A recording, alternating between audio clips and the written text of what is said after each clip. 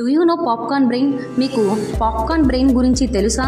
మనం మొక్కజొన్న పొత్తుల్ని వేయించేటప్పుడు ఒకదాని తర్వాత ఒకటి చల్లా చెదురుగా పడిపోతూ ఉంటాయి. అలాగే పాప్కార్న్ బ్రెయిన్ అనేది మనసులో ఆలోచనలు ఒకదాని తర్వాత ఒకటి నిరంతరం వచ్చే పరిస్థితిని సూచిస్తుంది. ఎగ్జాంపుల్, మనం ఫోన్ చూస్తూ ఉండంగానే టీవీ ఆన్ చేసుకొని టీవీ కూడా చూస్తూ ఉంటాం. అలాగే టీవీ చూస్తూ మన వాట్సాప్ మెసేజ్ వచ్చిందా లేదా అని రాకుండా కూడా మనకి వచ్చినట్టు ఊహించుకుంటూ ఉంటాం. ఇన్స్టాగ్రామ్ రీల్ చూస్తూ ఉంటాం, కానీ మధ్యలోనే మళ్ళీ వాట్సాప్ చాట్కి వెళ్ళిపోతూ ఉంటాం. ఇలా మన బ్రెయిన్ అనేది జంప్ చేస్తూ ఉంటుంది. ఒక దాని మీద ఆలోచన చేయకుండా పలు విధాలుగా ఆలోచించడం వల్ల మనం స్ట్రెస్కి గురవుతూ ఉంటాం. మనం స్ట్రెస్కి గురవడం వల్ల చాలా డిసీజ్ అనేవి వస్తూ ఉంటాయి. రాకుండా ఉండాలంటే మనం బయటికి వెళ్ళడం కానీ, ఫ్రెండ్స్తో ఎంజాయ్ చేయడం కానీ, లేదా బుక్స్ తీసి కాసేపు చదువుకోవడం